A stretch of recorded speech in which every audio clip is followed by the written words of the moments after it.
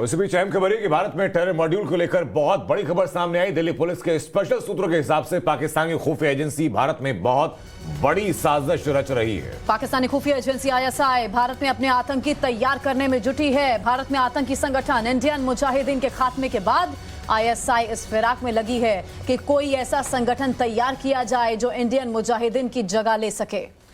भारत में आईएसआई का terror plan expose हो चुका है। भारत में नए आतंकी संगठन बनाने की तैयारी है। दिल्ली पुलिस के स्पेशल सेल ने विस्फोटक खुलासा किया है।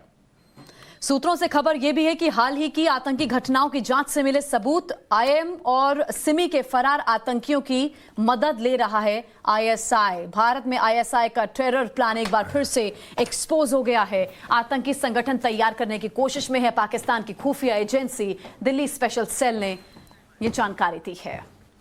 तो इंडियन मुजाहिदीन और सिमी के जो फरार आतंकी हैं, आईएसआई उनकी मदद ले रहा है ताकि एक पैरेलल आतंकी संगठन खड़ा किया जा सके। दिखाते हैं आपको कि भारत में ये आतंकी तैयार किए जा रहे हैं और दिल्ली पुलिस की स्पेशल सेल के मुताबिक ये पूरा टेरर प्लान सामने आ पाया है। आईएसआई कर रहा है नए आतंकी संगठन बनाने की तैयारी। दिल्ली में एक बार फिर से देश को दहलाने की कोशिश दरअसल पाकिस्तान की तरफ से की जा रही है। आईएम के खात्मे के बाद आईएसआई ने प्लान बनाया है। तो आपको बता दें कि इंडियन मुजाहिदीन को भारतीय सुरक्षा बलों ने नेस्तनाबूद कर दिया। उसके जहां जहां जो आतंकी थे सबको खत्म किया गया। जो फरार आतंकी इंडियन मुजाहिदीन के उन्हीं के हिसाब से उन्हीं के आधार पर अब नया मॉड्यूल तैयार किया जा रहा है। दिल्ली में आईडी और आरडीएक्स मिले थे और उन्हीं आईडी और आरडीएक्स की जब जांच की गई तो उन्हीं के तार सीधे आईएसआई से जुड़े हुए पाए गए थे।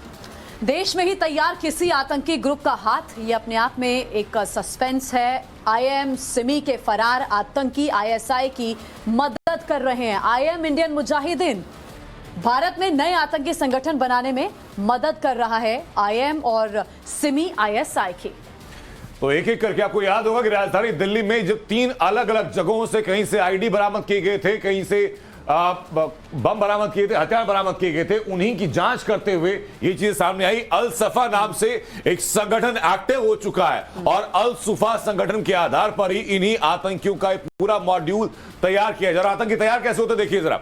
भारत में भटके हुए युवाओं का ब्रेन वॉश किया जाता है उनको आतंकी बनाने के लिए और जिहाद के नाम पर उनको आतंकी बनने के लिए धकेला जाता है। तैयार होने के बाद आतंक का सामान मुहैया कराया जाता है। अपराध में शामिल युवाओं पर आईएसआई की नजर रहती है।